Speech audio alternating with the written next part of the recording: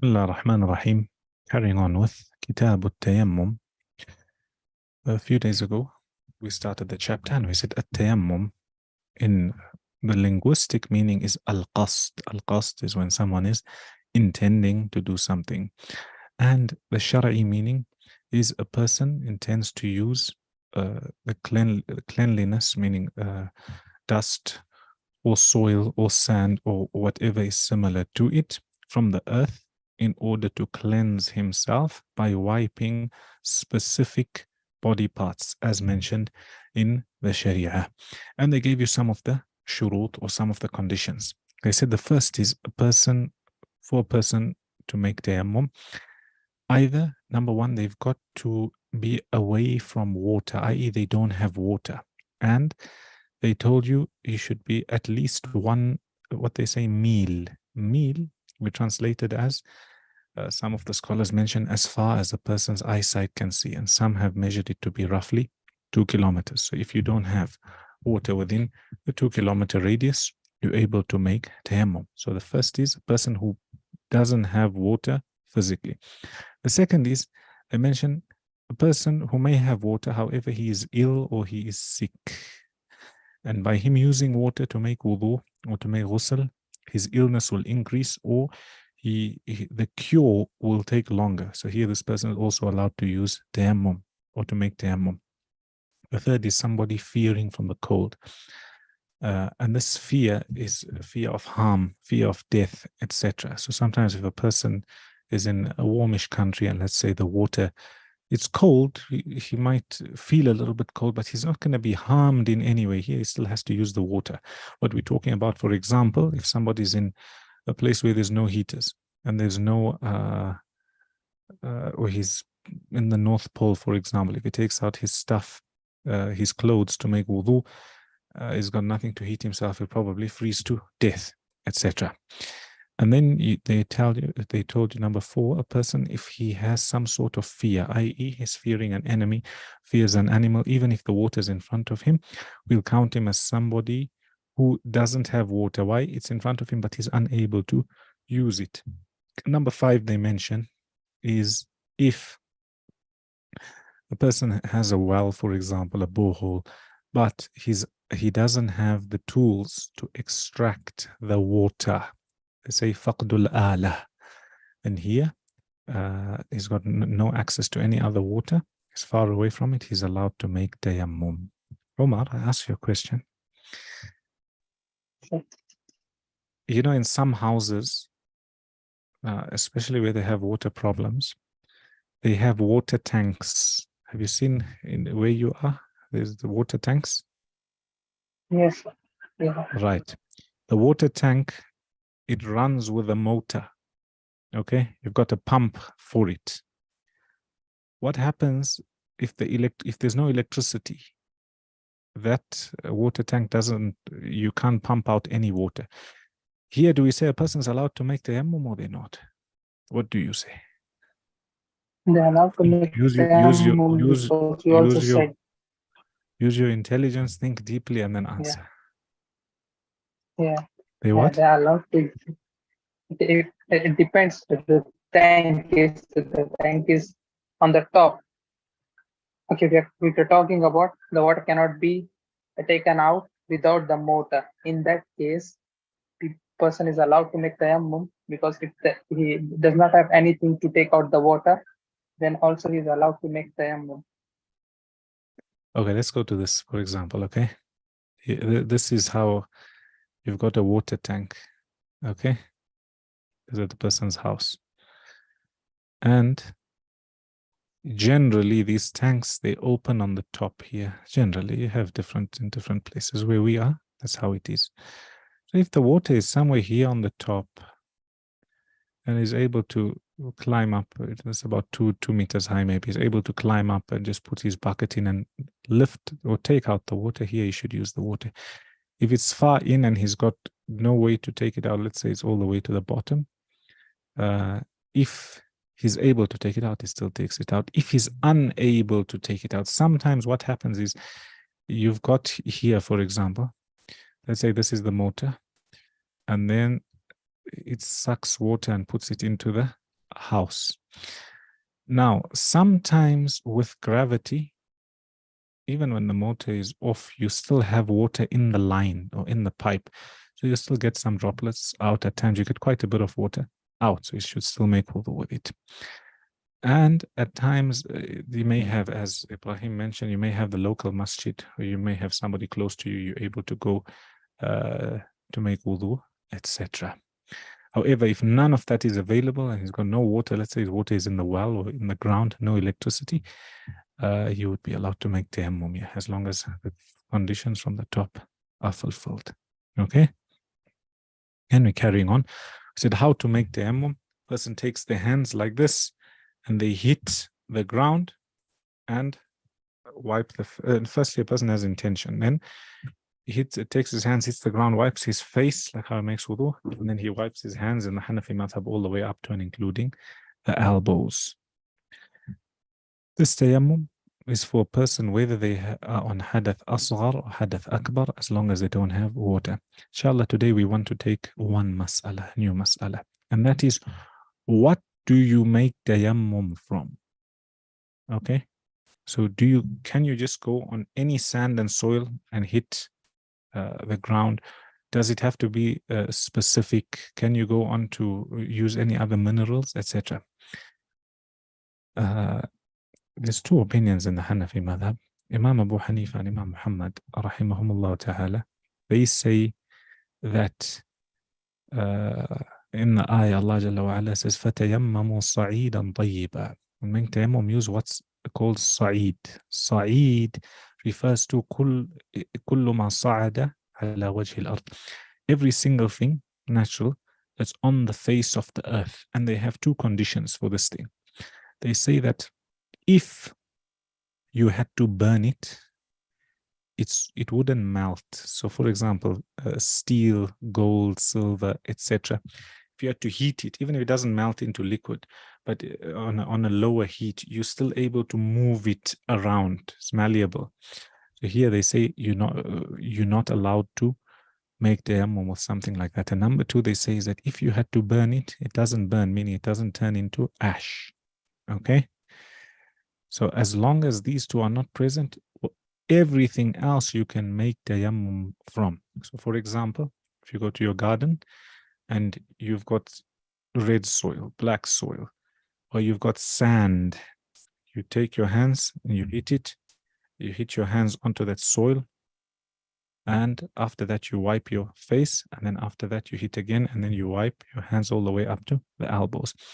Even, for example, if you've got a rock, if you've got something hard, as long as it fulfills these two conditions. And they also go on to mention لا يشترط الغبار. So sometimes it may not be sand or soil, but it may be something like a plaster, etc. comes from the earth. Here they'll tell you that even if it doesn't have dust on it, okay, it's okay to use. A brick, for example. That's why in the hospitals, sometimes you find a brick next to somebody's bed and they hit it. And after that, they make tayammum with it. And these days I've seen what they call a tayammum pad. It's like a book.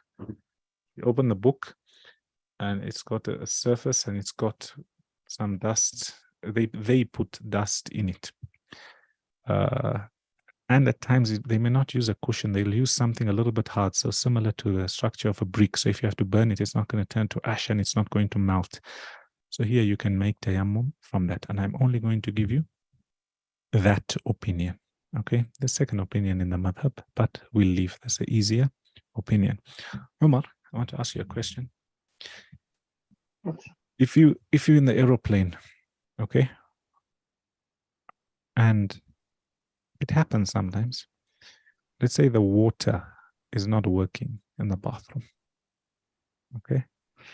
And you've only got water that's for drinking, no other water. So you just imagine you don't have water, okay? And the time for Salah enters, you're on a long flight and you want to read Salah. What do you do?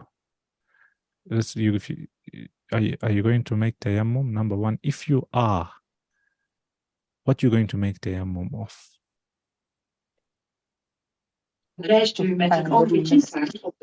Sorry? If I have very Somebody's little mic is on. water, No, you don't have yeah, water. No water. okay, then I don't use water, which is for drinking.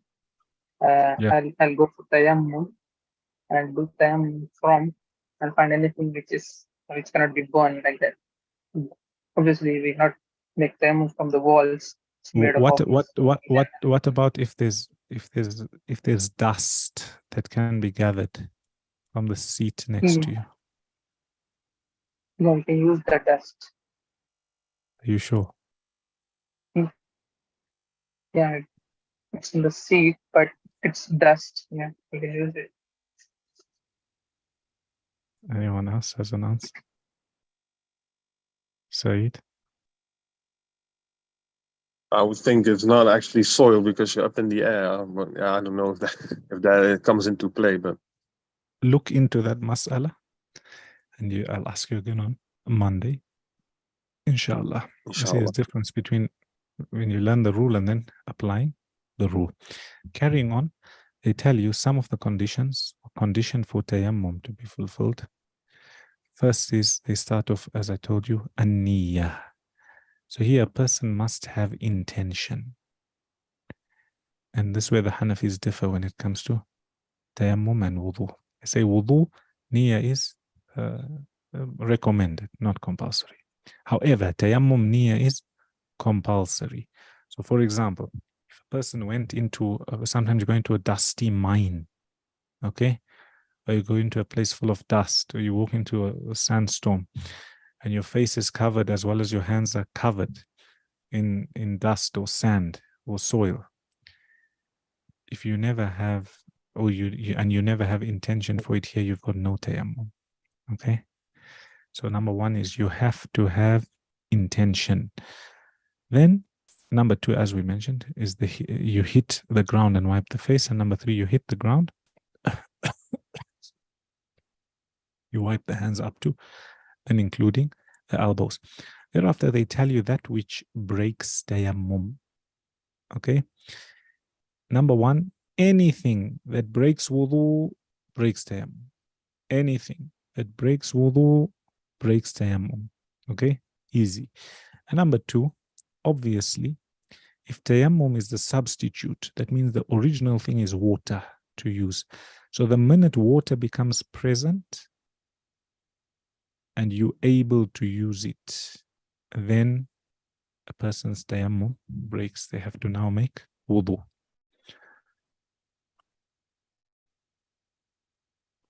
Alam Ghair?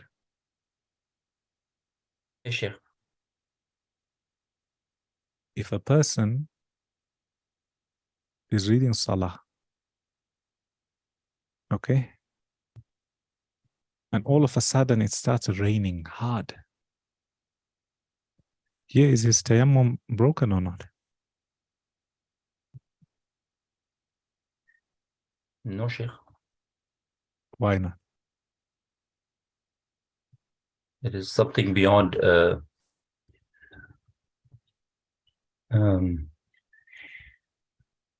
because Let's say he's able to gather the water. Sorry? Okay, let's say he hasn't started Salah, okay? A person hasn't started Salah. He's just made tayammum and he's about to begin his Salah. After that, it starts raining extremely hard. I think Here, here I think he will have to now perform wudu because now water is available. Ibrahim, I can talk now. I'm outside, but I say that his tayammum breaks, and then he has wudu as long as the water hits his face, arms, hair, and his feet. Let me ask you another question. Same concept. You know, you have these high-rise buildings, very high. Okay, let's say this a large building, and you've got this brother who's here on the top, on the 50th floor. Let's say it's due to Corona. These are all flats due to some sort of pandemic. they're not allowed to come downstairs, okay? And they're not allowed to open their windows. And it starts raining hard. A person makes tayammum, a person makes tayammum. Is his tayammum valid or not? Ibrahim? I'd say no, because if he opens the window, who's gonna find out? And We said he's not allowed to open the window. like it's forced shut. Okay, oh Is- yeah, the skyscraper. Yeah, I know what you mean now. So okay. Window is shut. He's on the 50th floor. He can't come out of the building. He can't open the window. It starts raining. And it starts raining and he asks you, he says, you know what? Am I allowed to make tayammum or not? Let's say a person just entered this lesson and he learned about tayammum. He says, right, I'm on the 50th floor. I'm not allowed to go outside. Am I allowed to make tayammum or not? That much. I'll say yes, because he doesn't have access to water, and he's being forced inside. Omar? Is he allowed to go on a terrace? He's got no terrace. Nothing. He cannot access the rain. Somebody comes, for example, let's say person who knows doesn't know much about fiqh. Today he attends our lesson here online. And he says, okay, I'm on the 50th floor. I'm not allowed to go outside. I can't open my window. Can I make tayammum? That much. Yeah, That's first you all have he to tells look. you. Or he Yeah. tells you, look, there's something new. It's tayammum. I want to try it Yeah. out. I'm on the 50th floor. I've got no access to the rain outside. Can I make tayammum or not? So you can just try it out because it's new.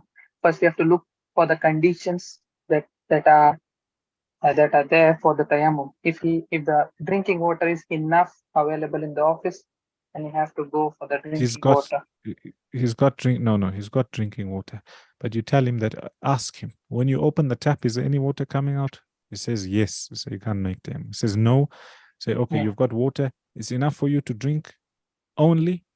Then you've got no other option. He can make tayammum here. The question then arises, same like the aeroplane. What's he going to make tayammum? What's he going to use? I'll ask you that question later. Is he allowed to use if he's got I it? got the answer. You mentioned it previously. If he does not got the water and he does not got something to make tayammum from, then he just deemed as if he is He in the has state of something to. purity. His carpet is full of dust, for example. Okay, find out. The wall, etc. Find out. Right. So that's what they tell you. First is anything that breaks wudu also breaks tayammum, and anything that breaks wudu breaks tayammum, and they add to say the availability of water as well as him being able to use that water now renders his tayammum invalid. He should make wudu, and obviously whatever he's making tayammum from, whether it's dust or soil or sand, it should be clean and pure. Alam Gheer, ask you a question. When we took water and we said if somebody makes wudu with water and then you gather this wudu, it's ma'ul musta'mal, then we said that another person is not allowed to make wudu from that according to the madhab. What if somebody has one brick and he makes tayammum from it? Is another person allowed to use the same brick or not? I don't think so. Omar. It's allowed. It's allowed. And that's why in the books, Hanafi books, even they specifically stipulate, they say, by you using that turab, that's sand or soil, etc., it doesn't make it musta'mal for somebody else not to be able to use. It's soil or it's sand. Sheikh, I thought it would be the same Not principle. recollected. Pardon? Sheikh, I thought it would be Because the it's same not connected. principle. You thought it would be this. Yeah, that's why I asked you, because you thought it would be the same principle. It's not the same principle. Sometimes you find there's a rule and then there's exception to the rule. Ibrahim?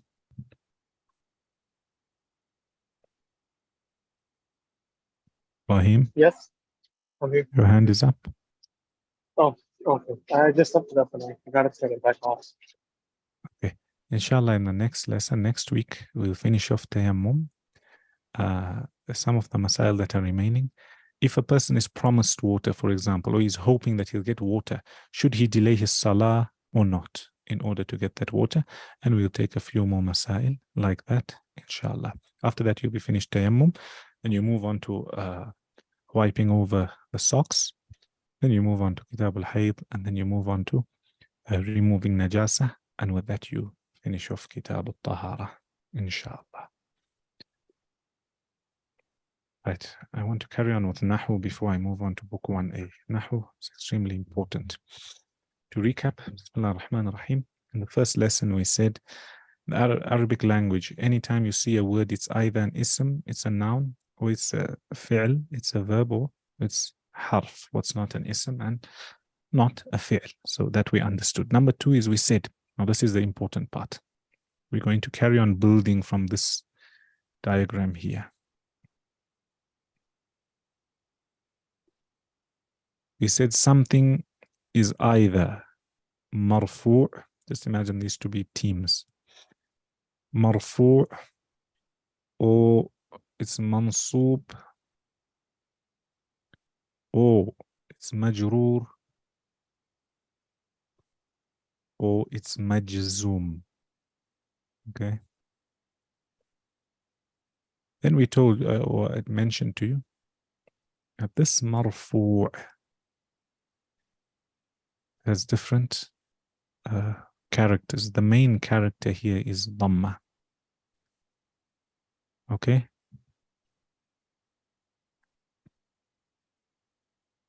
And then they tell you, when will dhamma be considered to be marfu'? Is it every single dhamma that you see, or is only on the last letter, etc.? On the marfu' you get a dhamma, and then in some words alif also.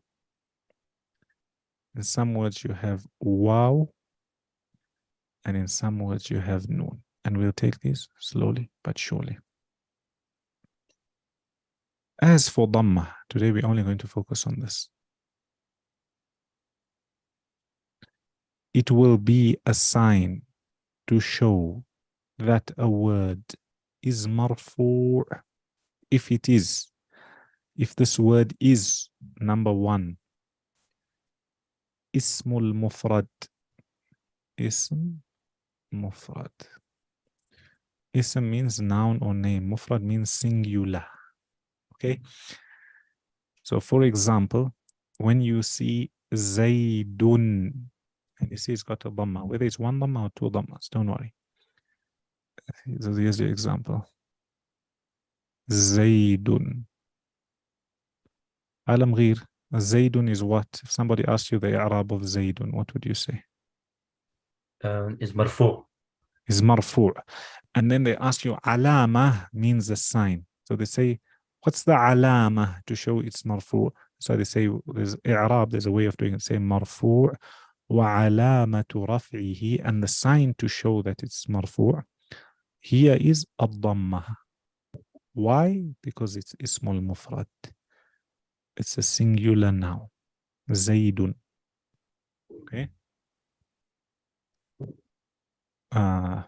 Saeed, if you've got Muhammadun, what's Muhammadun?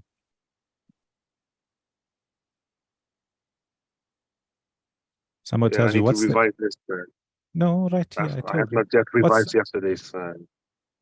You see, what's Muhammadun? Muhammadun, what's Muhammadun, Umar? It's marfu. Marfu'. And what shows that it's marfu'? The dhamma tanween. Dhamma, dhamma. You just say dhamma. So alamatu raf'ihi ad-dhamma. Ibrahim. There is not with us. Yes. I'm here. Your name, Ibrahimu. What is it? It's marfu'. What shows us it's marfu'? Has a dhamma. Yeah. Okay. Aisha, If we had to say Aisha too,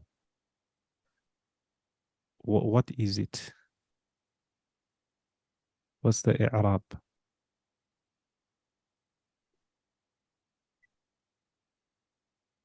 Aisha, are you with us?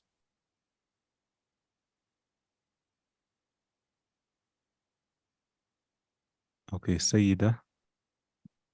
What is the i'rab of Aisha too? مرفوع. Marfu'. What shows us that it's marfu'? علامة رفعه ضمة. الضمة. Okay. So that's the first thing. So anytime you see a dhamma, look at the word. Is it a noun? Meaning, is it a name that's singular? It will have a dhamma, and that will show us that it is marfu'. Then number 2, they tell you is, we'll only take 2 today. Or you only want to take 1. Is it enough to revise?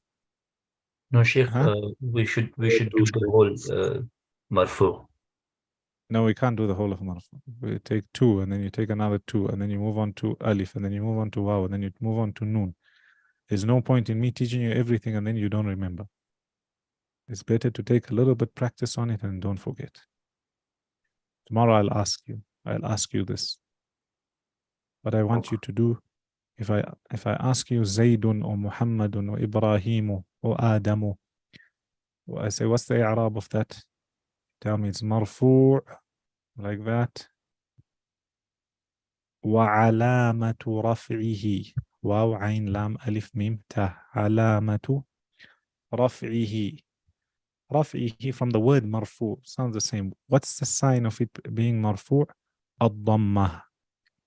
The fact that it has a dhamma. Take a while to get used to it. Khaybar. Khaybar. Alaykum assalam wa rahmatullah. Al-Madinatu. What's the i'rab of Al-Madinatu? Al is No, Al-Madinatu only. What do you say? Is it marfu, mansub, or majroor? And if it is whatever it is, what's the sign? Al-Madinatu. Right? and the sign is a dhamma at the end. Sign is a dhamma at the end. Because ismul mufrad. Then inshallah tomorrow we'll take what's after ismul mufrad. And slowly you have to build step by step. Well done. I'm sure you took this with me a very long time ago. Excellent. MashaAllah. At least you remember. Any questions with this or you understand? Understood? Yes. Right. Now what I want to ask you, book 1A. Saeed, Omar, Yes. let me open the book and then let me ask you.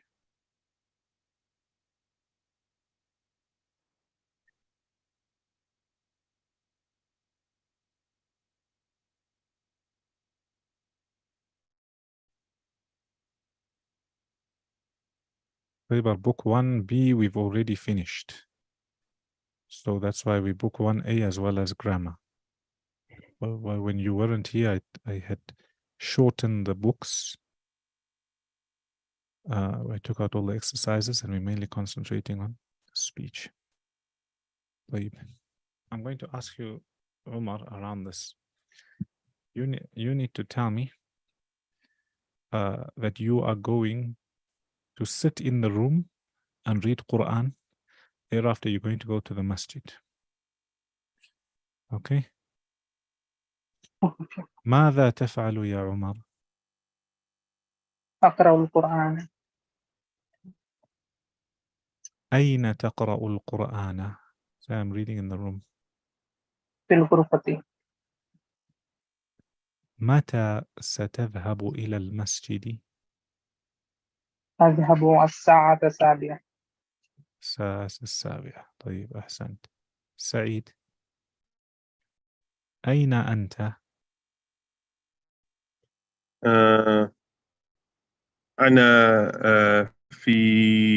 أنا في حافلة.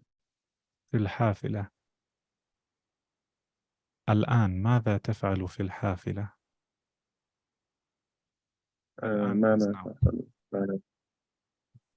ماذا تفعل في الحافلة؟ Was that a Hmm. question? Yeah. Oh, sorry. The announcer is disturbing me. Okay. Coming in, Sheikh? Yeah. The question? ماذا تفعل في أوكي. متى ستذهب إلى البيت؟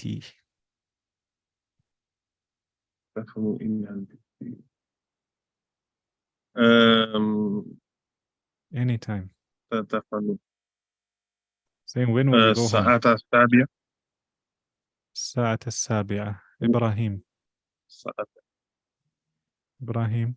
Yes, I'm in a pharmacy, so there's music أين behind me. أنت؟ Sorry about that.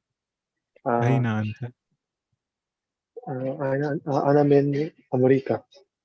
أين أنت? Where are you right now? أنا من شقة. أنا في الصيدلية. I am in the pharmacy. أنا في السيارة. صيدلية. It will come. طيب ماذا تفعل? Tell me I'm buying medicine. أنا بايون. أشتري. أنا أشتري الدواء. أنا أشتري دواء. Excellent. You need to revise the last module. All this we took. This is what I wanted to take. Right. Before they told you what's 1, 2, 3, 4. Here they're telling you first, second, third. Is there a difference? One, if you lift up one pen like this, wahidun, one. But if two people are racing, and you say one, no, this one was first and this one was second. So al-awwal means first, al-thani, second, al-thalith, third, al-rabi', fourth. And then they give you these numbers. الأول الثاني. Notice I was very close to واحدا اثنان ثلاثة أربعة خمسة. You learn that. طيب Omar, can you see the question? It says متى تذهب إلى المدرسة? Okay, here's the question. Yes. When you answer أذهب الساعة السابعة, I go at 7 o'clock. I'm going to ask you the next question. متى تذهب إلى البيت? أذهب الساعة أذهب الواحدة. الساعة. Join. أذهب الساعة. أذهب الساعة الواحدة. سعيد. متى تذهب إلى الطبيب؟ أذهب الساعة الثانية. الساعة الثانية. طيب إبراهيم، متى تذهب إلى المسجد؟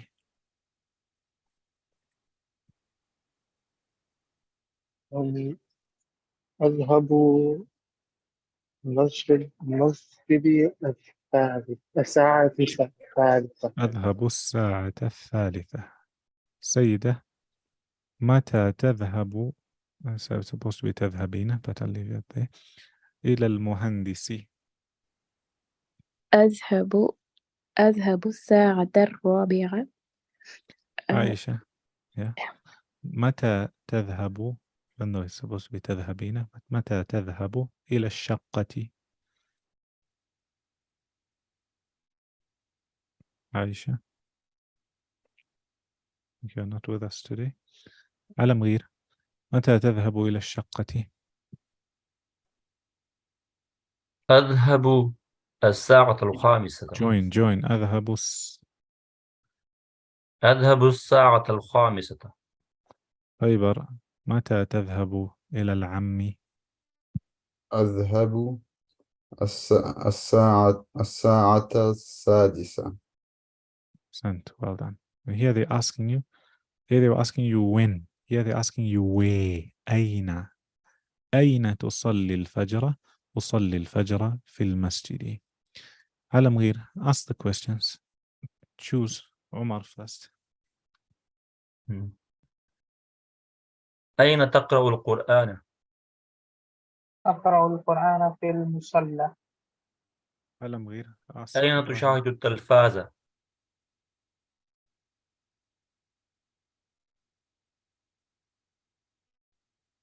Okay. To me only. سعيد.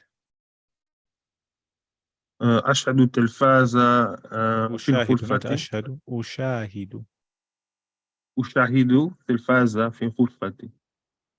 أين تتوضأ؟ سيدة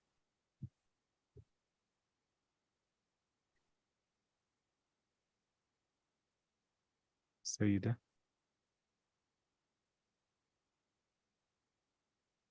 سعيد. Yeah, am I audible? Yes, now we can hear you. أتوضأ في الحمام. الحمام. عمر. أين تغسل الأطباق؟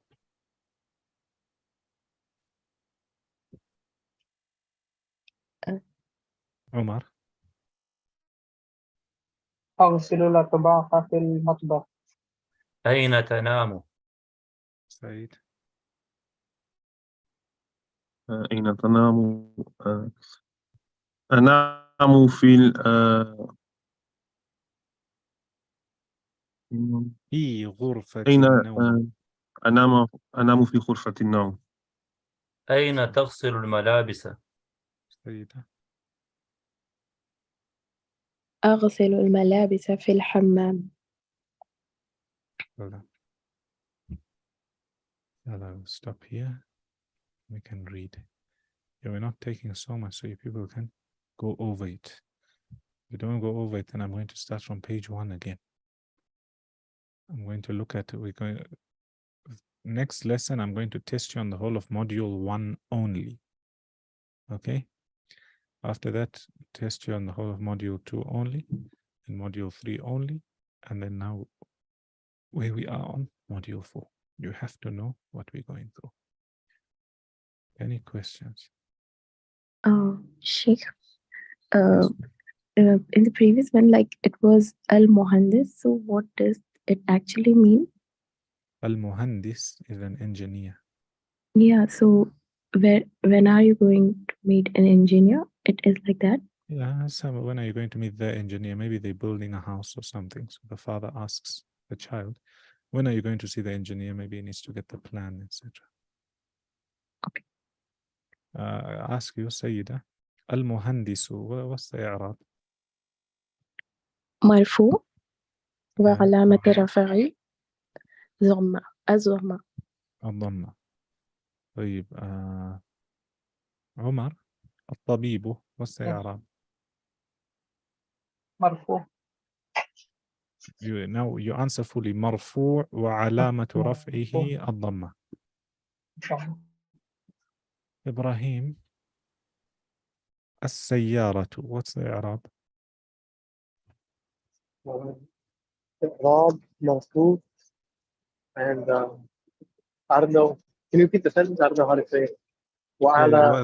وعلامة رفعه وعلى ضمة. الضم. أحسنت. Carry on. Carry on with the seerah of the Messenger sallallahu alaihi wasallam and how he interacted with people. He sallallahu alaihi wasallam would brighten whenever anything reminded him of Khadija. Aisha radiallahu anha narrated, once Hala bint Khuwaylid, Khadija's sister, sought permission to enter upon the Messenger sallallahu alaihi wasallam. He remembered Khadija because their voices were similar. He sallallahu alaihi wasallam became very happy and said, "Oh Allah, let it be Hala," meaning Khadija's sister. I felt jealous and said, "You keep mentioning this old lady from Quraysh whose teeth fell due to old age, who died a long time ago, and Allah replaced her for you with somebody better," meaning myself. His facial expression changed, reflecting disturbance, which I usually saw only when a cloud would cover the sky, fearing punishment like previous nations, or when he was receiving revelation. He sallallahu alaihi wasallam then said, "Allah did not replace me with someone better than her. She believed in me when people disbelieved in what I came with. She believed in my words when people belied me." One second. "She supported me with her wealth when people deprived me, and Allah gave me children from her." That was Khadija radiallahu anha. At this, Aisha radiallahu anha said, "I swear by the one who has sent you with the truth, I will never mention her except in praise after today." Ibn Hajar rahimahullah said, The narration proves that when one loves someone, he loves things that they love and things that are related to that person and those who resemble that person. He sallallahu alayhi wasallam rewarded Khadija radiallahu anha by not marrying another wife in her life. Aisha radiallahu anha narrated, the Messenger sallallahu alayhi wasallam did not marry any wife along with Khadija radiallahu anha until she died. Ibn Hajar rahimahullah said, there is no disagreement amongst historians about this point. The narration proves how high her status was in the heart of the Messenger sallallahu alaihi wasallam. It also proves her virtue because of what she did when he was commissioned, meaning when he received revelation. He sallallahu alaihi wasallam lived with her more than he lived with other wives. He lived with her 25 years, while he lived a total of 38 years after marrying her, which makes her period 2/3 of the total. He lived with her a long period and did not subject her to jealousy and grief by not marrying another wife with her. This is a favor which none of his wives enjoyed. He sallallahu alayhi wasallam. Did we not read this? I'll read it again. He sallallahu alayhi wasallam was faithful to Khadija and would be kind to her friends. Aisha radiallahu anha narrated the Messenger sallallahu alayhi wasallam would mention Khadija radiallahu anha frequently. Whenever he sallallahu alayhi wasallam slaughtered a sheep, he would cut it into pieces and send them to her friends. Another narration reads, whenever he sallallahu alayhi wasallam slaughtered a sheep, he would gift from it to her friends what sufficed them. So we didn't read this. Another narration reads, whenever he sallallahu alayhi wasallam slaughtered a sheep, he would look for her friends and gift them from it.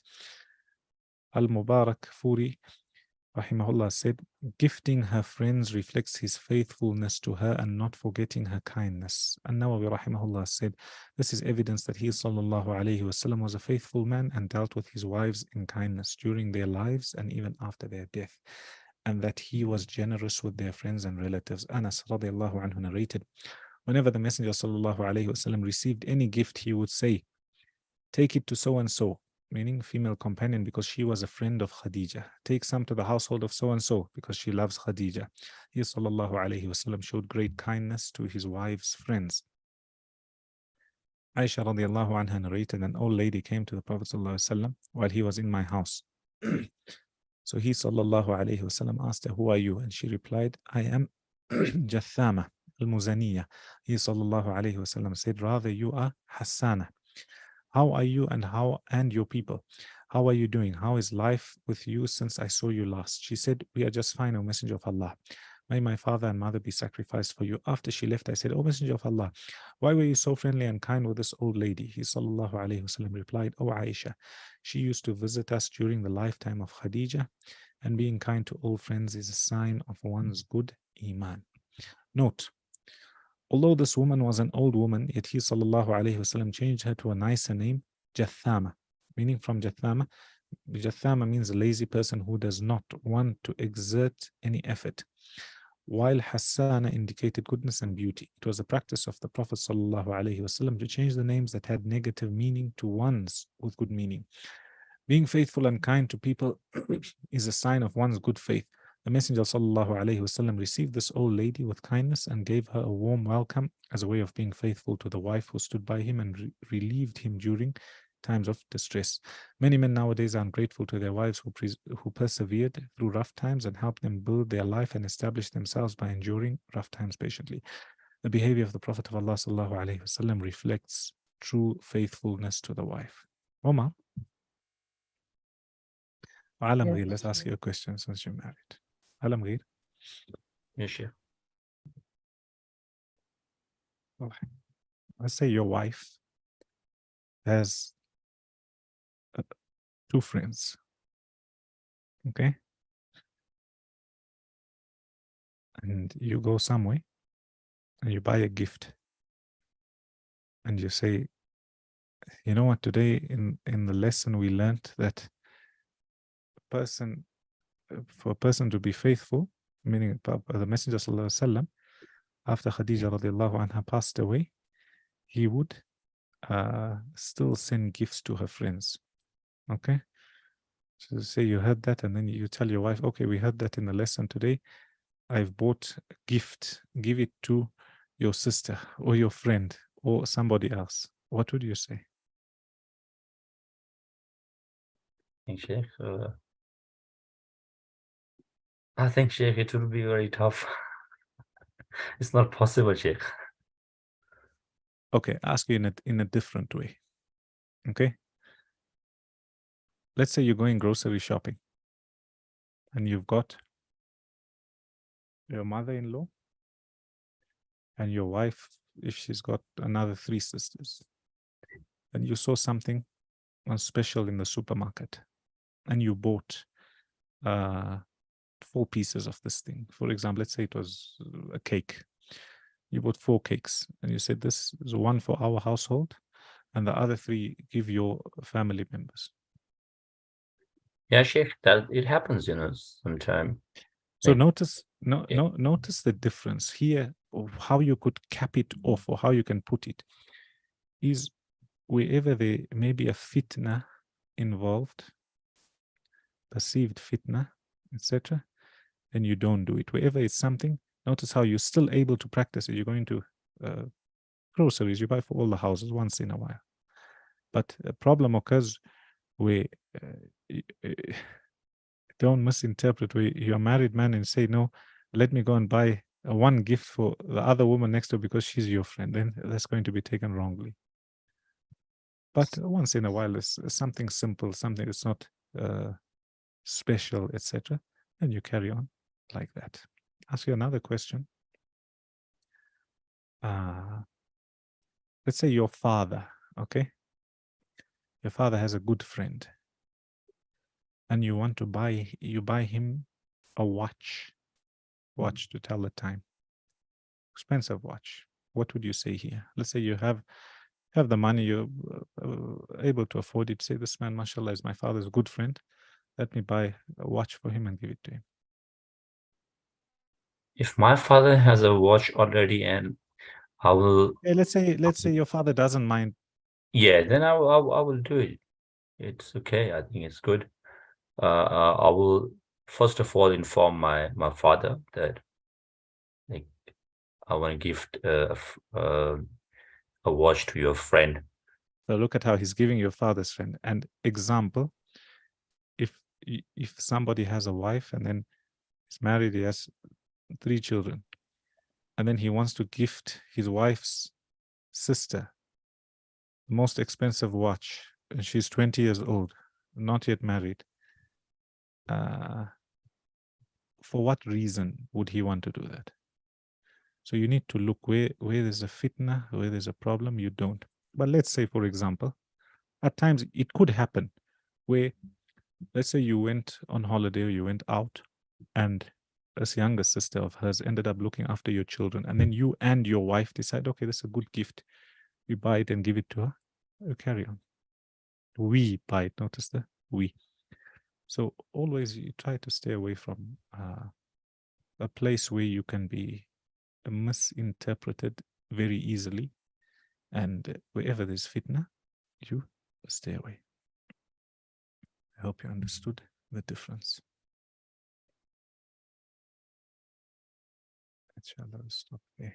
Ibrahim, will you read today in the next book?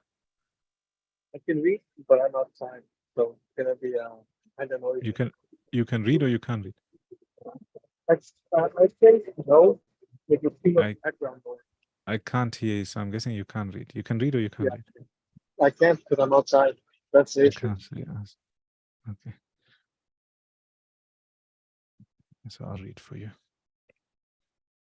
Here we're on the 2nd chapter, and they're telling you how to praise people. And here is saying, when you want to get your way, by you shouting or screaming, the other person is only interested in what they want. So the only way you get your way is if you can show them that you've got something that they want. That's what he's trying to get at. And it says, an example, look at the letters that come across your desk tomorrow morning, and you will find that most of them violate this important canon of common sense. Take this one, a letter written by the head of the radio department of an advertising agency with offices scattered across the continent. This letter was sent to the managers of local radio stations throughout the country. I have set down in brackets my reactions to each paragraph. Mr. John Blank, so-and-so, dear sir, the company desires to retain its position in advertising agency leadership in the radio field. right? So this is the author's comment. It says, who cares about your company? Okay. And what it desires. I'm worried about my own problems. The bank is foreclosing the mortgage on my house. The bugs are destroying the hollyhocks. Stock market tumbled yesterday. I missed the 8:15 this morning. I wasn't invited to the Jones's place. The doctor tells me I have high blood pressure and dandruff, etc. And then what happens? I come down to the office this morning worried, open my mail, and here is some little whippersnapper off in New York yapping about what his company wants. So you understand what he's trying to tell you. He's saying when someone writes you a letter, so you find there's two ways. First is people start off the letter, and the only thing they're telling you, whether it's a letter, a message, a phone call, they haven't acknowledged or realized that you've got so many other things, and they're just telling you what they also want. So he's telling you, don't be that person. That's what he's telling you. Next, his letter. So I can't move this. This agency's national advertising accounts were the bulwark of the network. Our subsequent clearances of station time have kept us at the top of agencies year after year. So now he's saying, he's interpreting, you are big and rich and right at the top are you. So what? I don't give two hoops in haze if you are as big as General Motors, General Electric, etc. I.e., to summarize it for you, what he's saying is that if somebody comes to you telling you that I need this and I am so and so, you as a person got your own things to worry about. Where you're going to give him that respect or that understanding, etc. And then he carries on and on and on and on, and the letter goes on. Then he tells, I'm sure he then writes it for you. He says,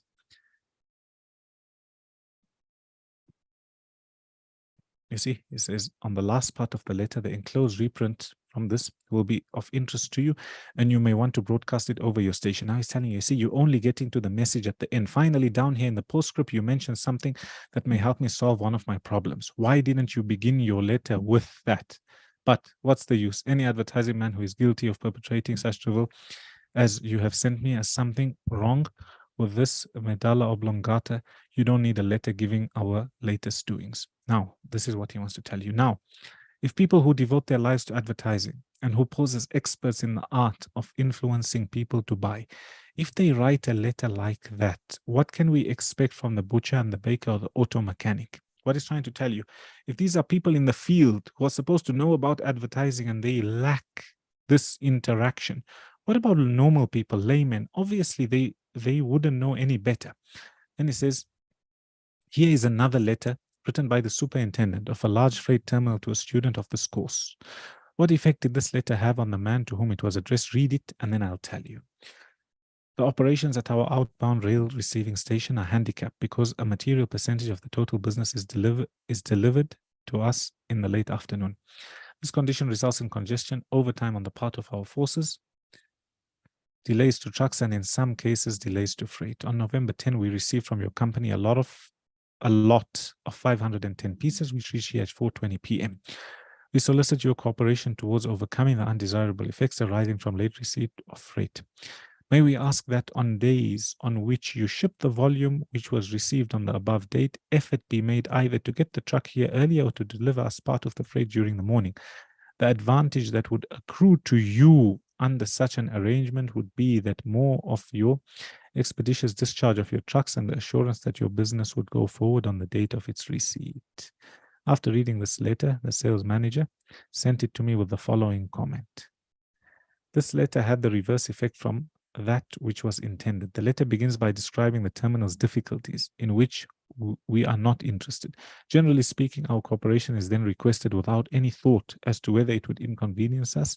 And then finally, in the last paragraph, the fact is mentioned that if we do cooperate, it will mean more expeditious discharge of our trucks with the assurance that our freight will go forward on the date of its receipt.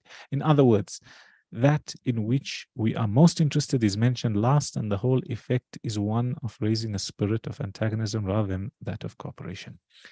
What he's trying to tell you is you need to firstly get to the point and start off with what's of interest to the other person. That's why if any of you watch YouTube, you'll see some of the biggest YouTubers, they always speak about the hook and how you hook somebody, and they make entertainment videos. So they'll tell you, give the person what they came for in the video in the first 3 seconds. Similar concept. He's saying what the person wants, give it to him. Then he says, let's see if we can't rewrite and improve this letter. Let's not waste any time talking about our problems. Remember, nobody's interested in you. People are interested in themselves. The fact that they're interested in themselves, start with what interests them. As Henry Ford admonishes, let's get the other person's point of view and see things from his or her angle as well as from our own. Here is one way of revising the letter. It may not be the best, but it's an improvement. Your company has been one of our good customers for 14 years. See, immediately it starts off, praise the person. Naturally, we are very grateful for your patronage and are eager to give you the speedy, efficient service you deserve. However, we regret to say that it isn't possible for us to do that when your trucks bring us a large shipment late in the afternoon, as they did on November 10. Why? Because many other customers make late afternoon deliveries also. Naturally, that causes congestion. That means your trucks are held up unavoidably at the pier, and sometimes even your freight is delayed. He's telling him that if you coming late, it's only going to affect you. We want your things to come quickly. So he's saying, send it earlier. He says, that's bad, but it can be avoided. How can it be avoided? If you make your deliveries at the piers in the morning when possible, your trucks will be able to keep moving, your freight will get immediate attention, and our workers will get home early at night to enjoy your dinner of the delicious macaroni and noodles that you manufacture, regardless of when your shipments arrive. Can you tell him? Can you see why it says, regardless of when your shipments arrive? Don't worry about when they come, but he's encouraging him and he's giving him an incentive to do that which he actually wants him to do. We shall always cheerfully do all in our power to serve you promptly. You are busy. Please don't trouble to answer this note. And see how he wrote it. So similarly, when you're dealing with people, that's how you deal with them. Then we read this letter next week.